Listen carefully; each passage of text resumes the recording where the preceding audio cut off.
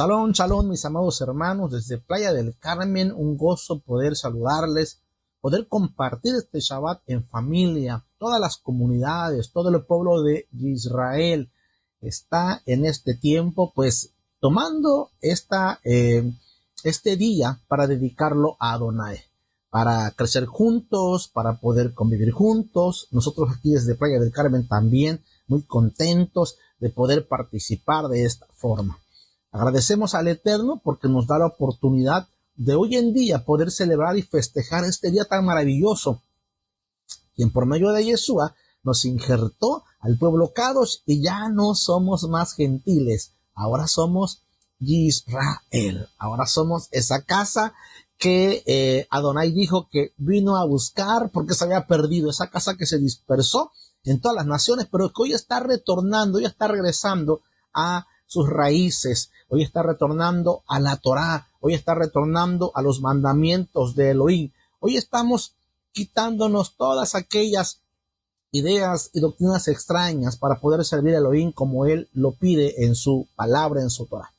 Como ya sabemos, mis amados, pues la Parashá viene acorde a la Haftará, pero también con el Bria Hadashah.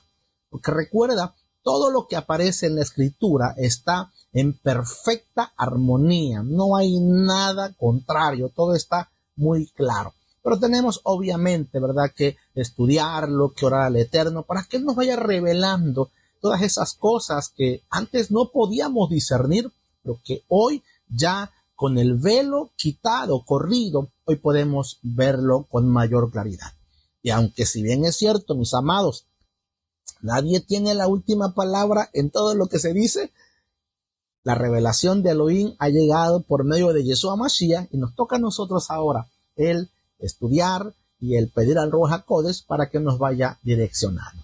Entremos de lleno entonces a lo que nos compete en este día, en esta mañana, y hablaremos de la Parashá Terumá, pero más que nada hablaremos de los comentarios que van relacionados en esta sección. Bueno, como ya seguramente los que me antecedieron ya explicaron qué significa la Terumá, ya explicaron algunos puntos que interesantes, ¿verdad?, y reveladores para nosotros. Yo voy a ahondar un poco más en el Bria Hadashah, o lo que conocemos como el nuevo pacto. Pero antes déjame darte un antecedente un poco, entendiendo que Elohim estableció o que Elohim ordenó a Moshe el erigir ese santuario, ese tabernáculo, esa tienda en el desierto, que el cual al paso de los años tuvo un proceso. 40 años estuvo esta tienda recorriendo junto con el pueblo de Israel todo el desierto, y cuando ya entran a Canaán, pues ya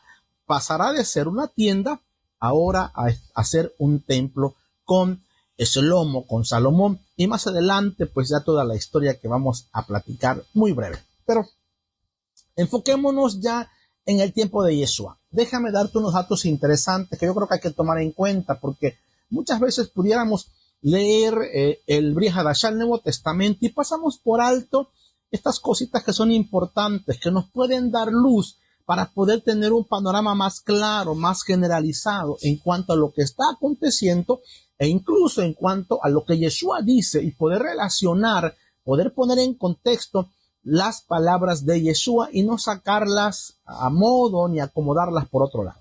Bien, el templo fue el centro de la vida espiritual del pueblo de Israel, ya que el propósito original era que la presencia de Adonai morara en medio de su pueblo. Eso fue lo que le dijo Adonai a Moshe, porque yo quiero habitar en medio de ellos.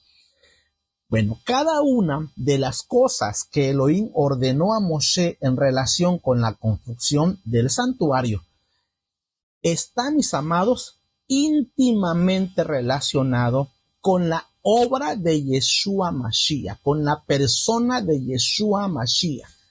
Tenemos que aprender a ver y a visualizar al Mashiach en cada uno de esos elementos y esas partes del santuario para poder así entender, comprender esa obra perfecta, esa obra maravillosa de Yeshua en nuestras vidas.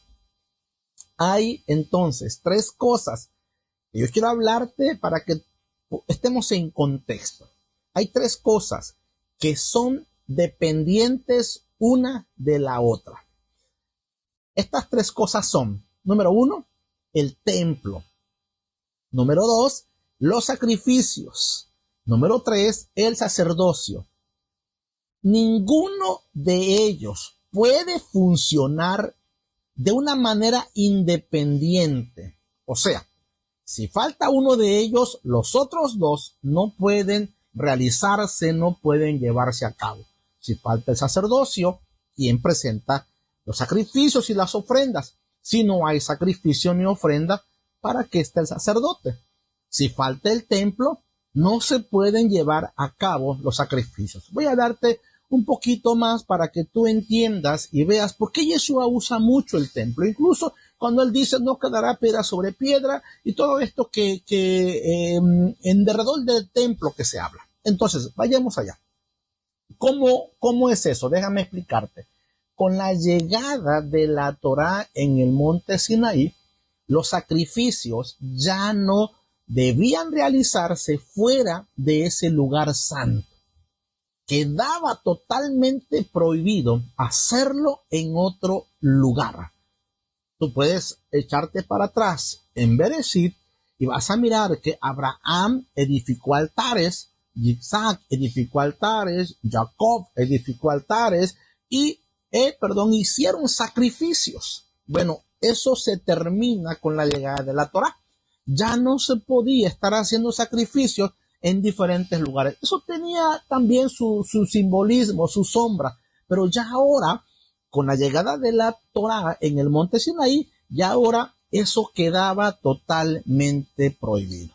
Por eso es que cuando algunas personas del pueblo de Israel caían en idolatría, llevaban sus sacrificios, llevaban sus holocaustos a los lugares altos, a los montes altos, a las arboledas. No podían hacerlo en el templo porque ellos sabían que al único que se le ofrecía o se le podía ofrecer sacrificio de animales era Adonai Elohim. Y tenía que hacer ¿dónde?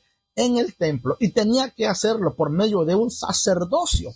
Por esa razón ellos lo hacían en esos lugares. Y Adonai habla muchas veces de eso, ¿no? Y dice, como te fuiste como una ramera y en los lugares altos hiciste esto. Está hablando de esos sacrificios, esos holocaustos que el pueblo de Israel ofreció a los ídolos de los cananeos. Bueno, pero continuemos. Solo el sacerdote tenía las facultades para poder presentar los sacrificios que el pueblo traía a Elohim. Nadie más podía hacerlo. Nadie más. Con la llegada, te comentaba, de la Torá, ya no lo pueden hacer ni siquiera los patriarcas, los padres de familia, sino que tienen que llevar esos sacrificios al templo y allí el sacerdote tenía la facultad para poder llevarlo a cabo. Lo que nos lleva a pensar y a entender que entonces todo giraba en torno al templo. Sacrificios y sacerdote. E incluso, fíjate, las tres fiestas principales que Adonai le dio al pueblo, pues hay más, pero las tres principales solo se podían hacer en el templo y no se podían hacer, como es el caso de otras festividades, que se podían hacer en las provincias, en las ciudades, en los lugares donde habitaban los judíos.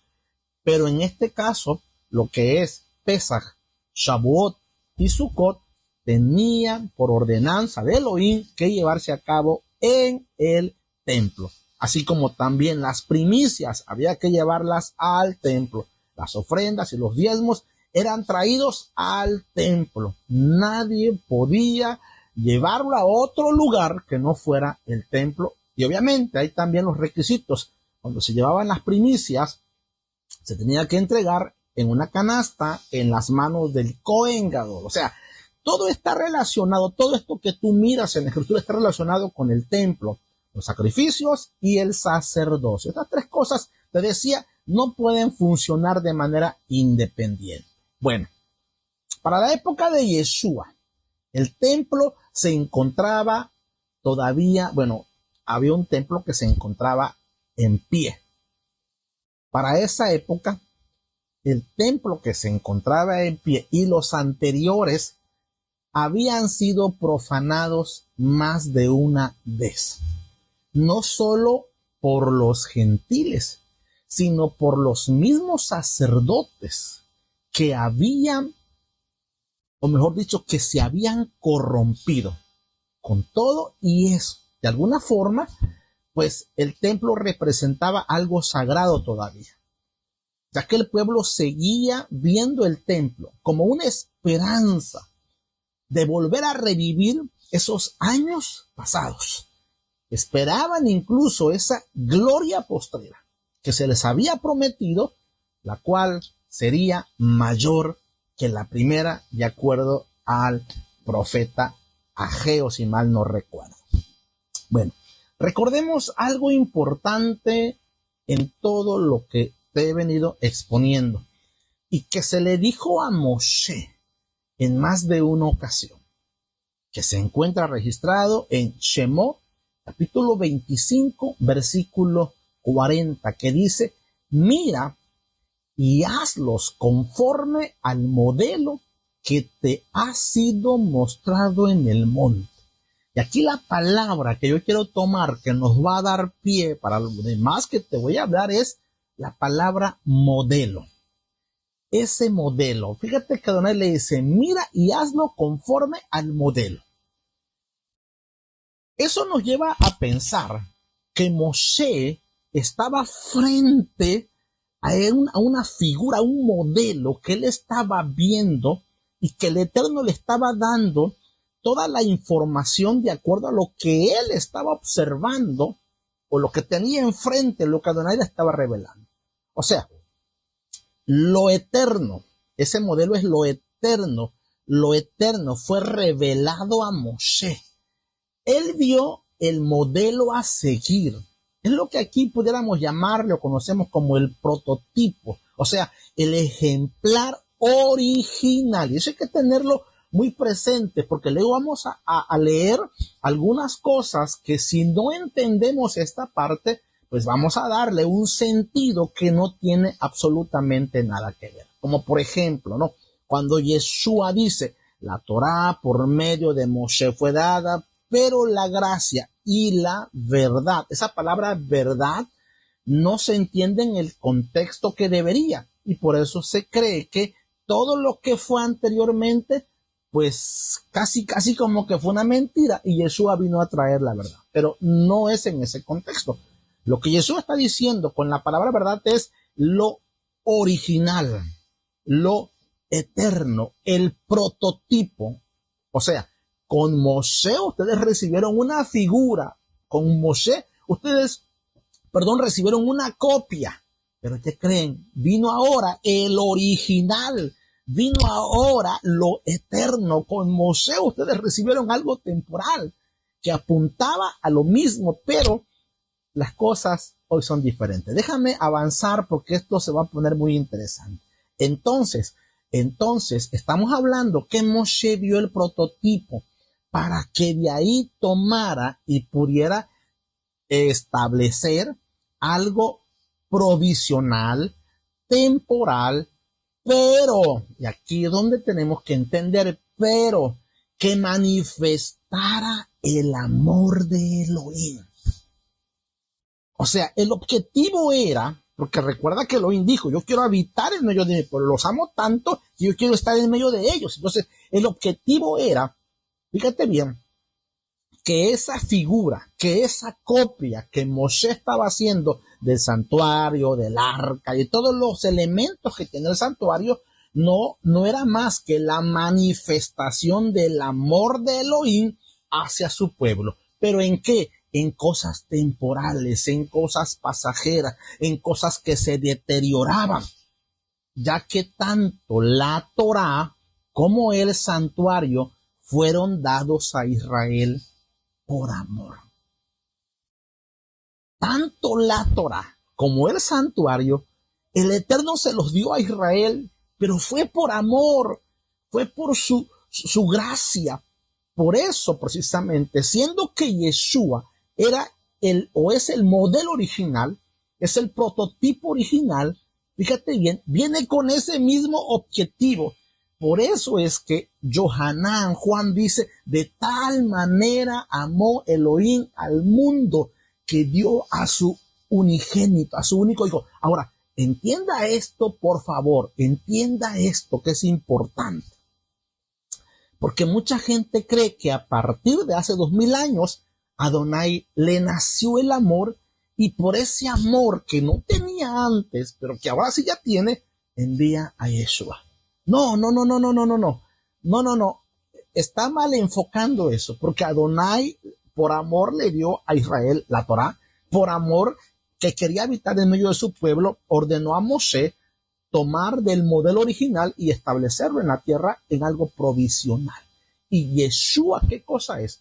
Es el prototipo, es el original, es lo eterno, no es lo pasajero, es lo eterno, pero que ahora viene ¿a qué? A manifestar el amor de Elohim. Ese era precisamente el objetivo del santuario. Eso era precisamente, o ha sido siempre, el objetivo de la Torá. Manifestar el amor de Elohim hacia su pueblo. Bueno, la idea era precisamente esa. Acercar al pueblo al corazón del Padre. Acercar al pueblo al amor del Eterno. Pero ese amor, amados, fue mal entendido. Aún en nuestros tiempos, todavía el corazón del hombre no logra entender el amor de Elohim. Porque las personas en nuestra mentalidad humana y bajo nuestra cultura y costumbres, ¿qué crees que piensa o qué concepto tiene de amar a alguien? Pues desde nuestra perspectiva humana, amar a alguien es déjame hacer lo que yo quiera. Si me amas, déjame hacer lo que yo quiera.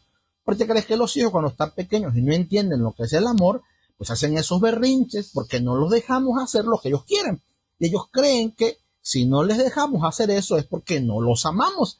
Pero si les damos rienda suelta, eso quiere decir para ellos que hay amor. No es así. No es así. Como padres, hoy podemos entender que esos límites, que esas barreras, que esas instrucciones que le ponemos a nuestros hijos, mis amados, es precisamente por amor. Sí, por amor. ¿Para qué? Para evitarles que caigan en una desgracia futuro. Bueno, así Elohim también, por amor, por su gran amor, Él establece límites. Por su gran amor, Él nos entrega la Torá. Por su gran amor, Él ordena a Moshe erigir el tabernáculo, el santuario, para manifestar su amor. Lo que el pueblo tenía y debía de ver era el amor de Elohim. El amor de Elohim. Pero obviamente ellos se desenfocaron y comenzaron a ver otras cosas. Comenzaron a ver al sumo sacerdote, comenzaron a ver el templo, toda su majestuosidad, comenzaron a ver los sacrificios y perdieron de vista lo que todo eso significaba. Por eso Yeshua viene. Por eso Yeshua viene con la bandera del amor y diciéndoles, hey, perdieron el rumbo, el objetivo. Porque todo esto que era sombra, que era una copia, el objetivo era que pues que ustedes entendieran y se acercaran al amor de Elohim. Esa era la razón. Por eso un sacerdocio, por eso un sacrificio, por eso un santuario, para que ustedes entendieran qué grande es su amor hacia ustedes.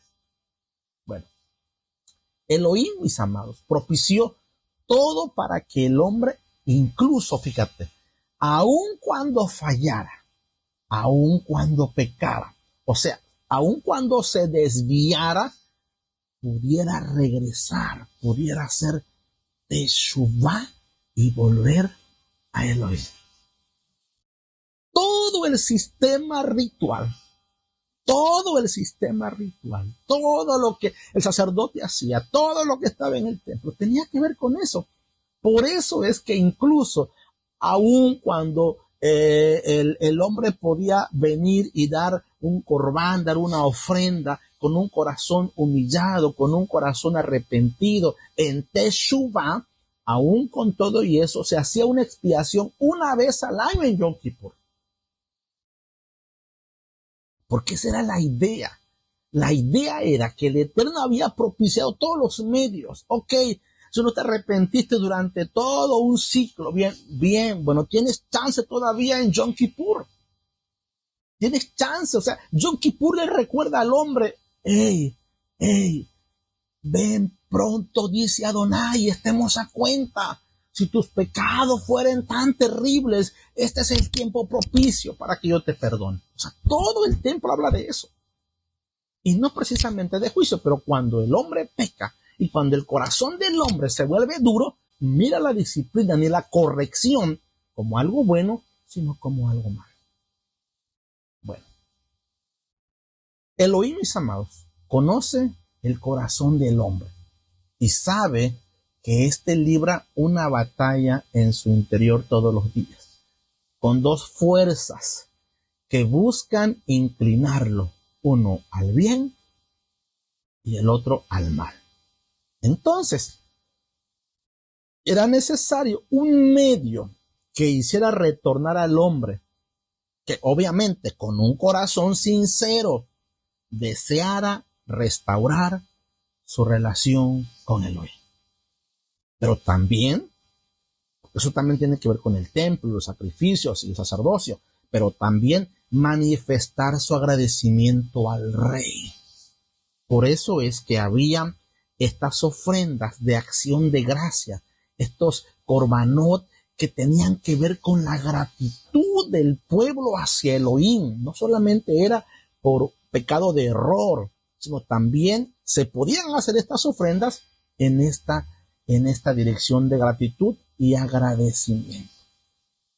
Esto era lo que cubría ese sistema ritual establecido en el monte Sinaí, a través del templo, del sacerdocio y de los sacrificios. Bueno, Yeshua, en ese contexto, es que nos habla precisamente del amor del Padre Eterno. En todo ese contexto, o sea, el templo, los sacrificios, el sacerdocio, la idea era que el hombre, que el pueblo viniera al corazón de Elohim y que pudiera, obviamente, disfrutar del amor del Padre. En ese contexto es que Yeshua habla del amor del Padre Eterno y nos va a mostrar lo divino y lo va a hacer con ejemplos humanos, terrenos, que el hombre pueda entender y pueda comprender.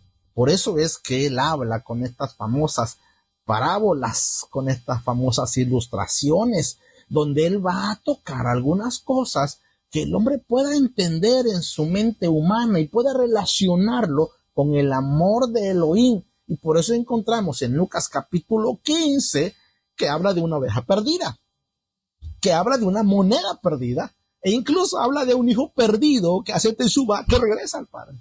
En ese contexto, Jesús está hablando el amor. Pero no había amor antes, claro que sí, pero el hombre perdió de vista el amor, porque se centró solamente en guardar los mandamientos de una manera mecánica. Lo hago y ya, ponlo ahí, y la Torah me dice que lo ponga, pues ya con eso, pero se olvidaron del sentido correcto, del mensaje que había detrás. Por eso Yeshua, cuando presenta algunos mandamientos de la Torah, él externa eso, que tenemos que ver a profundidad con un ruaj y con un corazón humilde, de carne. Eso se perdió. Por esa razón el pueblo ya no veía el templo como realmente debería de verlo. Ya no veía los sacrificios, el sacerdocio, ese hombre que mediaba entre ellos y Elohim, como deberían de verlo. Y eso provocó, obviamente, algunas cosas que veremos más adelante. Bueno, pero Jesús hace esto, va mostrándole al pueblo con estas ilustraciones, con estas imágenes, en pocas palabras. Quiero hacerte entender esto. En pocas palabras, Jesús está revelando también lo eterno con una figura terrena, con una figura humana, con una figura pasajera, así como lo hizo Moshe.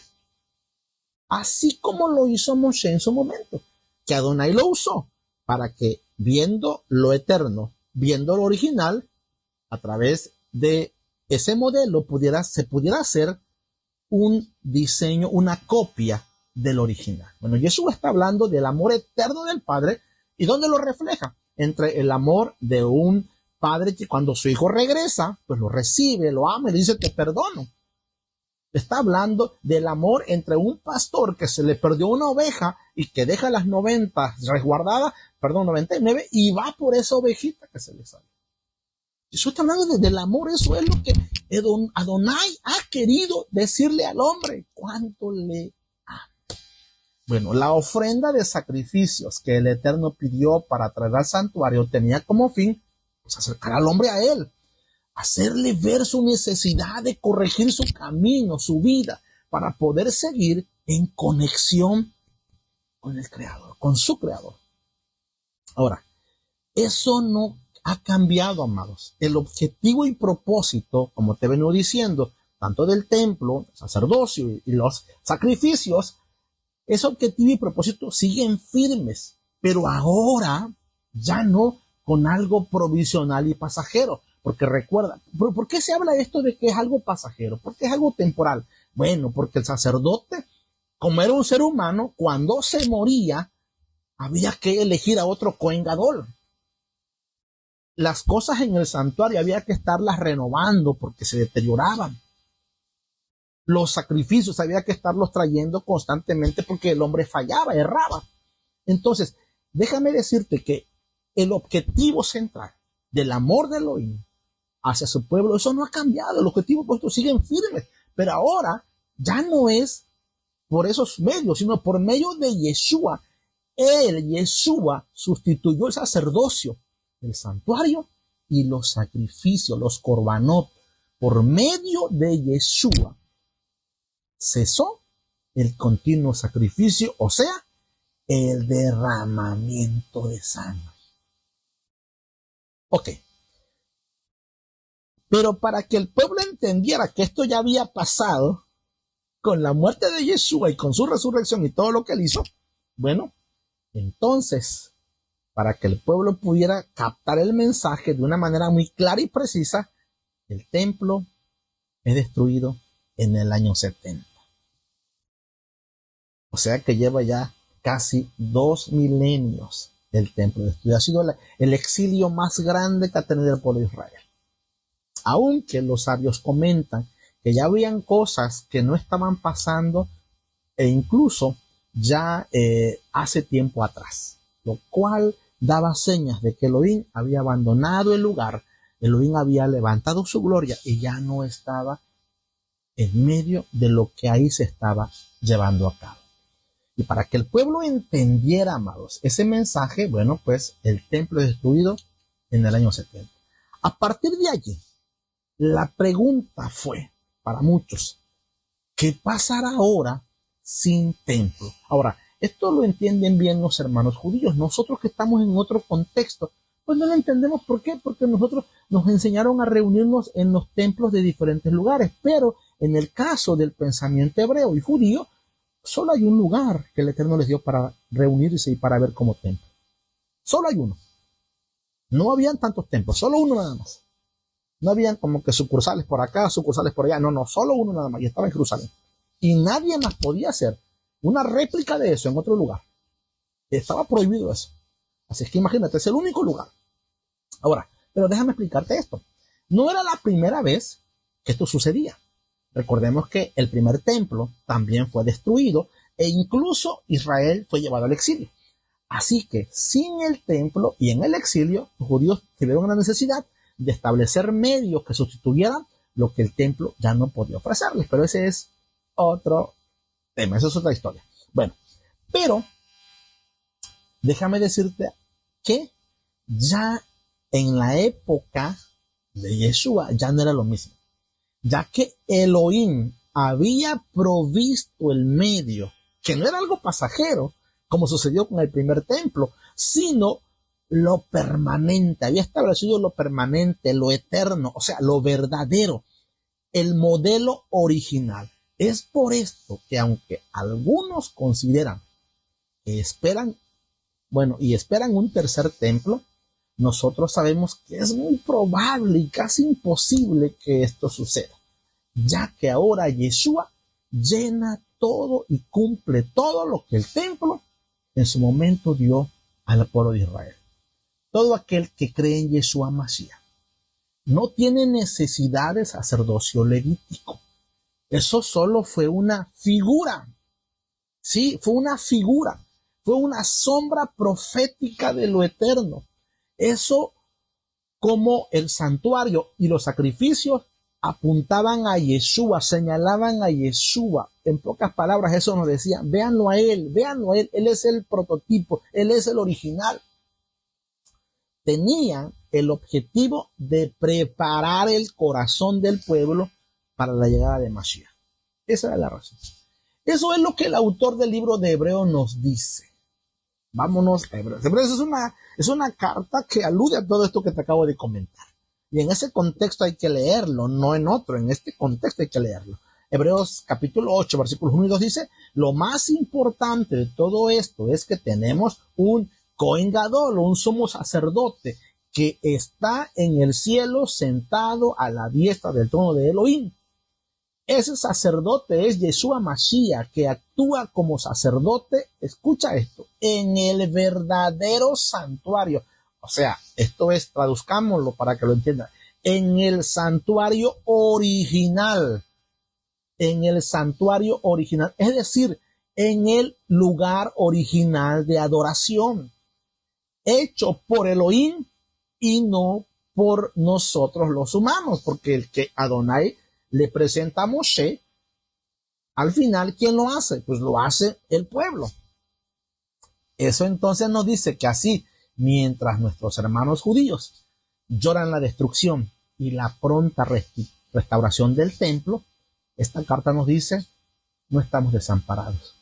Tenemos un Cohen Gadol perfecto, que no depende de hombre ni de una tribu, que no tiene necesidad de un santuario terrenal para ejercer su oficio, que no está limitado por lo físico, nunca muere, que es eterno, que sigue actuando como un mediador entre los hombres y Elohim. Incluso, fíjate bien, él está en el santuario original, verdadero, celestial. Yeshua, amados, es el modelo que le fue mostrado a Moshe en Sinaí. Moshe vio a Yeshua, ese es el modelo perfecto. Por eso, si seguimos leyendo, en Hebreos 8, 5 al 6 dice, pero el trabajo de esos sacerdotes nos da apenas una ligera idea de lo que pasa en el cielo. O sea, lo que el sacerdocio hace o hacía, solo era algo, muy minúsculo de lo que se hace en el cielo. Por eso, cuando Moshe iba a construir el santuario, Elohim le dijo, pon mucho cuidado porque debes hacerlo todo siguiendo el modelo que te mostré en la montaña. Pero el trabajo que Elohim le dio a Yeshua Mashiach, nuestro Cohen Gadol, es mucho mejor. Y por medio de él tenemos también un pacto mejor, porque en el Elohim nos hace mejores promesas. Bueno, el sacerdocio levítico es algo minúsculo comparado con la obra de Yeshua. Como todo radica en Yeshua, incluso el pacto y las promesas son mejores porque no están condicionadas al elemento humano, sino a lo divino y lo eterno. Fíjate bien, la sangre del primer pacto fue de animales, pero el del segundo fue la sangre de Yeshua Mashiach, el Cordero de Elohim que quita el pecado del mundo. ¡Wow! ¡Qué maravilla! Fíjate. ¡Qué maravilla! Y vámonos más adelantito, porque Hebreos capítulo 9, versículos 23 al 24 dice, por eso fue necesario matar estos animales para limpiar todo lo que hay en el santuario, que es una copia de lo que hay en el cielo. ¿Ves? O sea, es una copia, el original está arriba. Pero lo que hay en el cielo necesita algo mejor que sacrificios de animales. Porque Mashiach no entró en el santuario hecho por seres humanos, que era solo una copia del santuario verdadero. Mashiach entró en el cielo mismo y allí se presentó ante Elohim para pedirle que nos perdone. Fíjate bien, el sacerdote tenía la encomienda de entrar una sola vez al lugar santísimo, y esto lo hacía en la festividad de Yom Kippur. para presentar la expiación por el pecado de toda la nación de Israel e incluso por las demás naciones. Fíjate, qué interesante. Vamos más adelantito, pero quiero aterrizar esto ya. Hebreos 10:1 dice, porque la Torá, la ley, teniendo la sombra de los bienes venideros, no la imagen misma de las cosas, nunca puede, por los mismos sacrificios que se ofrecen continuamente cada año, hacer perfecta a los que se acercan. Y aquí quiero detenerme. Aquí no quiero pasar por alto esto, que es importante, ya que es un texto que se ha usado para justificar algo que no está en contexto, que no dice el apóstol en su carta. Cuando aquí se habla de la ley o Torá, no se está refiriendo a toda la Torá en general, sino a las leyes que están relacionadas con lo que se ha venido hablando en Hebreos, que es sacerdocio, sacrificio y templo. Porque la Torá no solamente contiene las leyes o los mandamientos de estas tres cosas, sino también hay leyes para los reyes, hay leyes para el comercio, para el matrimonio, para los hijos, para los padres. Bueno, hay un montón de cosas. Pero en este caso muy particular se están refiriendo a estos tres elementos que eran importantes, que con la venida de Yeshua ya no hay necesidad de llevarlos a cabo. Ya no se pueden cumplir estos mandamientos. Por eso es precisamente, mis amados, que hay que tomar esto muy en cuenta, ya que estas tres cosas, sacerdocio, santuario y también sacrificio, era sombra profética. Era sombra profética. El sacerdocio, mis amados, ¿dónde estuvo la falla? ¿En la Torá? No, en la Torá no. ¿Dónde estuvo la falla? ¿En el mandamiento que es santo? No. ¿En el mandamiento que es puro? No, no estuvo el problema allí. La falla estuvo en el sacerdocio. Los hombres corrompieron el sacerdocio. La falla no estuvo en la Torá. La falla precisamente fue porque los hombres abandonaron la Torá y el servicio del sacerdocio ya no era genuino. Ya no se buscaba el objetivo divino, sino intereses. Los sacrificios y holocaustos que se traían no eran según lo establecido en la Torá. Se traían animales que no cumplían los requisitos. Por eso Elohim los reprende y les dice, llévenselo a su príncipe, a ver si él va a aceptar, porque traen el animal cojo, el animal ciego. Eso trajo como consecuencia que el templo fuese profanado y la lepra espiritual contaminó todo eso. Algunos sabios comentan que cuando se habla en la Torá de la lepra de las casas, eso jamás, no hay dato histórico que corrobore que una casa fue leprosa. Entonces, dicen ellos, esto alude al templo. El templo que fue corrompido, el templo que fue contaminado, a eso alude. Es por eso que Elohim le dice, todo lo que hacen, sus sacrificios, sus fiestas, todo eso no me agrada. Lo veo que es algo abominable ante mis ojos. No lo soporto, pero es esa razón. Porque él mismo fue el que ordenó estas cosas. Pero el corazón del hombre ya no estaba en la dirección correcta. Pero todo esto, amado, fue precisamente el pasar por alto la Torá. Las instrucciones que fueron dadas en este sentido. Era entonces necesario que hubiera un cambio de ley. Pero ojo, un cambio de ley. ¿De qué ley? ¿De toda la Torá? No, no de toda la Torá. Porque seguimos guardando, no adulteres, no robes, no hurtes, no digas falso testimonio, no tendrás dioses ajenos delante de ellos. O sea, seguimos guardando eso. Entonces, ¿a qué se refiere Adonai? ¿O a qué se refiere el escritor de los Hebreos cuando habla precisamente de esto? Que era necesario un cambio de ley. Vámonos a Hebreos 7:12, que dice, porque cambiando el sacerdocio, escucha bien eso, necesario es que haya también cambio de ley. Es obvio. ¿Por qué? Pero se está refiriendo a las leyes que están relacionadas con, recuerda, sacerdocio, templo, sacrificio. Que Yeshua cumplió los tres, y era necesidad de hacerlo. Se requería entonces, mis amados, un sustituto de todo ello. En otras palabras, la figura, la sombra, fue sustituido, fue quitado para dar paso a lo eterno, al modelo original, a lo perfecto, a lo verdadero, que es representado por Yeshua HaMashiach. Es interesante todo esto, amados. Cuando comenzamos a verlo con los ojos correctos, nos vamos a dar cuenta cómo todo está en una perfecta armonía. Todo lo que venimos leyendo desde la Torá, pasando por la Haftará y terminando con el Brit Hadashah, todo en una perfecta armonía. ¿Y eso por qué? Bueno, porque el mismo que inspiró a los escritores del primer pacto, a los escritores del Tanaj, es el mismo que inspiró a los escritores del Brit Hadashah. No son dos Elohim, es uno solo. El mismo que dijo, yo mismo iré por mis ovejas y las voy a pastorear, es el mismo que estaba diciendo, yo soy el buen pastor. Mis amados, yo sé que hay mucho que seguir aprendiendo. Y nadie tiene la última palabra en todo esto.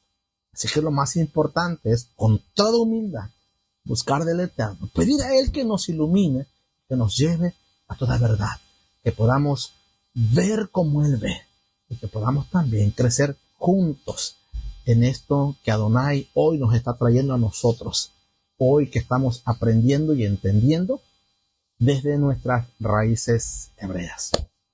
Mis amados, soy el Roy Valdemar Méndez de la Keilah Oshana Playa del Carmen, y ha sido un gusto tenerte con nosotros, tenerte en este tiempo, tú que te has conectado a la distancia. Esperamos como siempre que sea de bendición. A todos mis hermanos de los diferentes oceanotes, en los diferentes países, un fuerte abrazo, un saludo. Shalom, shalom a todos y que la sigan pasando bonito. Shabbat shalom desde Playa del Carmen. Shalom, shalom.